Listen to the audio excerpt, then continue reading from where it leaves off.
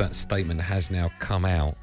And it reads the following. Conor Benn voluntarily relinquished his British Boxing Board of Control licence ahead of a hearing around allegations of misconduct last week, the organisation has said. Let's find out what that means. Spencer Oliver joins us now, former European champion. Hello, Spence. How are you? Good evening. Gentlemen, how are we doing? We're good, very well. This is a bit of breaking news, so I appreciate you coming on. We phoned you up and said, Spence, can we get you on? And you very kindly said yes. The fact that he has decided to give up his licence, Conor Benn, what does that mean? So presumably if you don't have a licence, you can't box, right? Of course. So, I think it is what it is. It says what it says. I think that he had to prove his innocence, and he's decided to give that his boxing licence up, which means he can no longer box in Britain anyway. Spence, what's the reason? What's the benefit? Why would he, out of choice, give up his licence? Why has he done that? Well, this is it, Andy. That's the $1 million question, isn't it? Why has he done that? Because obviously he was under investigation because he failed that drugs test for the fertility drug, and that was an ongoing thing. His lawyers were dealing with that.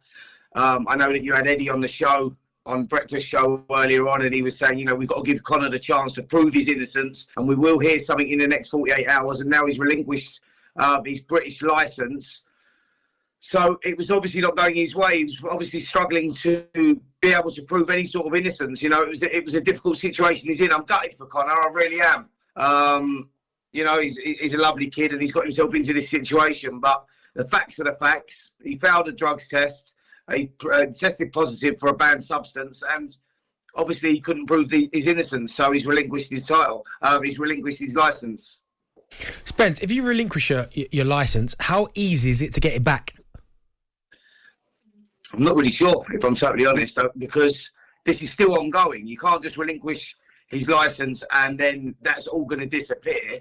He's obviously not like, so how can I explain this? So he would have been standing for a lengthy ban. Let's put it that way, right? But if he couldn't prove his innocence, he was looking at 4 to 6 years ban. So he's obviously decided to relinquish it before getting that ban because obviously he was struggling to prove his innocence. That's from what I'm reading, So, Spence, does that mean if he doesn't have a licence, he can't get a ban? Well, if he doesn't have a licence, he can't box. So, yeah. Yeah, but then if in a year's time he goes, right, I'll make a comeback now. Once he gets his licence back, can they go, well, hold on a minute, you haven't served your ban from the last time? Yeah, no, I don't think it's as easy as that, Andy, because I think that they will look at it and obviously because of this situation, like now, they're going to, it stands as it stands. He's tested positive, right? So the boxing board will still act as if they would have done. So he's decided to relinquish instead of picking up the ban, but the boxing board will say, well, we wouldn't allow him to box now for 4 to 6 years anyway. So it's not like he's going to be able to come back in a year and say, I want to get my licence now. That's gone away because it's not as simple as that. Spencer, do you know any other boxers that have done this? No. This is all new to me. That's why I'm a little bit. I was blown away with that. So your producer Ed rang me up literally 5 minutes ago. I didn't even know that he'd relinquished his licence. He just rang me up and said, "Look, Spence, can you react to this with the boys?" And I said, "Yeah, of course. What's happened?" He told me. So I was just trying to look at it online actually to see exactly the ins and outs of it. But none of it's really that clear. Apart from he no longer has a British Boxing Board of Control licence, so that means that he can no longer box.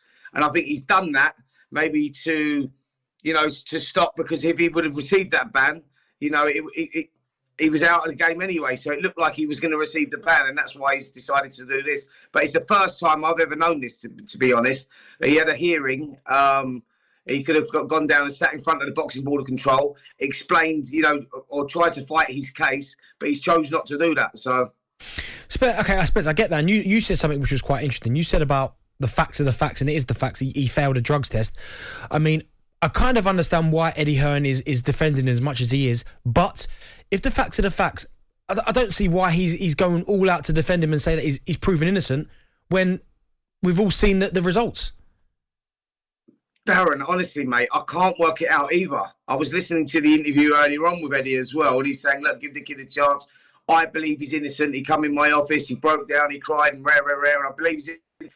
we know what the drug is, right? And it's not contaminated meat. It's not put in a protein shake. Where we've had other fighters in the past saying, you know, it's been contaminated meat, or, you know, I took it in a protein shake. I didn't know what I was taking. This is a woman's fertility drug, right? And we know what that does. It increases testosterone levels. It can be a masking agent for a course of steroids to rebalance the hormones, etc. So it's not a good thing. Do you know what I mean? And you have to administrate that yourself. Do you know what I'm saying? It's not something that you have to have someone do that. So, let me ask you, right? There's no smoke without fire. Okay, he hasn't just woken up this morning and gone, "Oh, I think I'll just give up my license." He's done it for a reason. What could that reason be? Let me ask you this: if he was banned by the British Boxing Board, right, of control, would that be a worldwide ban? And the reason I ask that, if he gives up his license and he can't box in Britain, can he still box in, for example, Luxembourg? Well, this is the thing. See, right? So this is where it gets slightly complicated. Obviously, it was a legal situation, and his lawyers were dealing with that, and they were trying to, you know, get this sorted so that he could continue boxing under the British Boxing Board of Control license. But had he received that ban, he would have been banned globally, because obviously he's been caught for a performance enhancing drug. So that would have been done globally. So I don't know where this stands, because this is new to me, guys. I'm going to be honest. I've been in this game a long time. I've never known someone voluntarily give up their license before getting their hearing. So I don't know where he stands on being able to box, because he's not been punished. So I don't know where he stands on being able to box, whether he'll be allowed to box in Europe, in the United States. So I really wouldn't like to comment on that, because I'm unsure. Okay, let me ask one last question about your views then. If the results are upheld, do you think Conor Benn can come back from this?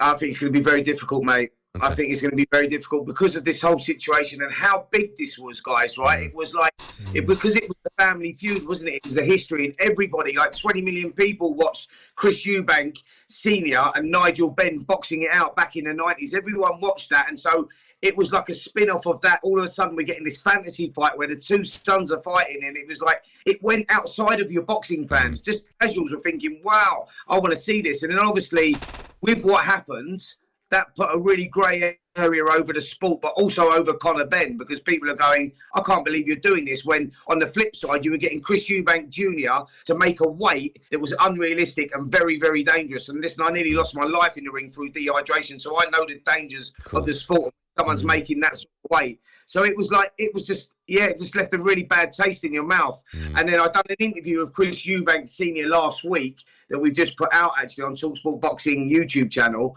And he was explaining, a lot of people saying, oh, Chris is losing his mind, he's in a bad place mentally. Well, that was the reason behind it, because he knew what was going on. So he said to me in the interview, Spence, can you understand now exactly why I was the way I was? Sure. I feel like a weight lifted off my shoulders. And, you know, he lost a son last year and he didn't want to lose another one. But the reality is, Chris Eubank Jr. was in a very dangerous place going into that fight. Spence, listen, thank you so much for coming on at a moment's notice. I do apologise. I know you're in the middle of your afternoon nap, but I appreciate you. Well, no, I'm not, mate. I was going to get the Barnet cut. I do apologise for the fight. I'm starting to look like you. I'm starting to look like you, Andy. It's starting to get a little bit worrying, you know? Only if you've got a stepladder, you can look like me. But Spence, listen, thank you so much for coming on. Cheers, Spence. Cheers, boys. Thanks a lot. Real pleasure as always.